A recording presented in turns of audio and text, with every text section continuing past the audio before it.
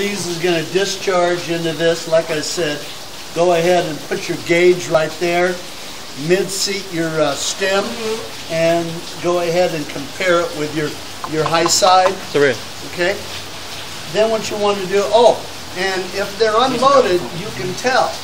You can put your hand right on top of each cylinder head. There's 2 cylinders in each bank. So you can tell if it's hot, because it'll be as hot as this tube, 200 degrees. If it's hot, then it's loaded. If it's not hot, it's unloaded. So you can come over and you can go, 2 of them are hot and 2 of them are not hot. So you know it's only working at 50%.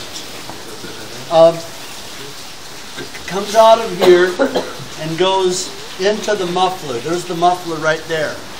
There's the muffler right down there. And then it goes into the condenser barrel. Water comes in one side and goes out the other side. The vapor that comes out of here, it's superheated, and by the time it comes out of the condenser barrel, it's condensed to a liquid, just like every other condenser. Now, where you're going to take your condenser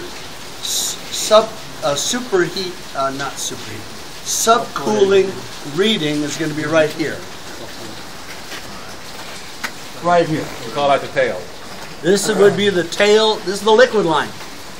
This is the liquid line right here. And then it goes into the... now, I took apart one of these dryers for you already, right? Yeah. And showed you what it looked like inside. Okay, here's the dryer. If you want to go ahead and do a pump down, you'd go ahead and you would front seat this king valve right here. You front seat that valve.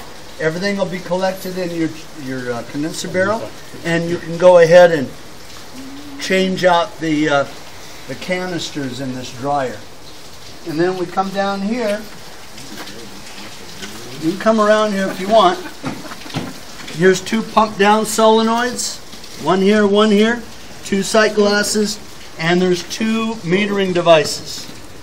So just go around that way. And then you guys just come out here. Yes.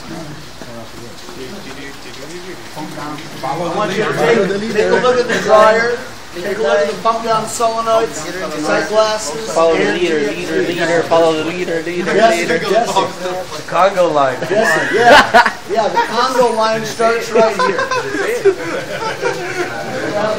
The cha-cha.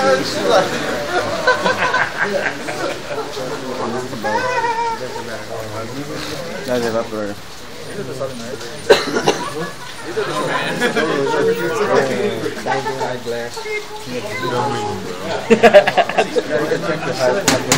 The unloader. No, I check the water pressure. That's check the water temperature. I believe. I don't think that can check the temperature. No, you didn't claim this. That'll be for the last day before I give out certificates. You guys will have to watch this. Shine it up. I'll get you some car wax. You can have to send this one to me too. Yeah, I need to get the cord. I'll get the cord pretty soon. I'll get it. I wrote your email down next to the contactor. So I'll be emailing. Yeah. I'll email all of them that I have. Yeah, good looking out though. My recording, if you want the recordings too. Guys. I have a bunch of recordings on the video. Okay, yeah, that would be great. Okay, now on the other side is the evaporator, the cooler barrel. Chiller barrel. You can always tell the chiller barrel because it's got foam on it. Otherwise it would sit there and sweat. Now this is the tail of the. It's gonna meter into it from the TXVs. Meters liquid into the chiller barrel. Okay, water goes through it same way. The tail of the evaporator is right there. So when you take, for superheat, you're going to take your measurement right there. And what you'll do is you'll read the pressure, change that to temperature, And then you'll go ahead and take superheat reading right here. Should have 10 degrees of superheat. This is going up right into your windings. This is your suction line. Okay? And it's just like every other compressor. It's a refrigerant cooled motor. So the cool suction gas goes past the windings. The windings are inside here. Goes past the windings and cools off the compressor windings, and then goes in. Yeah. It has the 9 leads on the compressor? Yeah. Okay. Yeah, this has 9 leads. I can see that. This starts in It's a wide delta. yeah, it's a wide delta.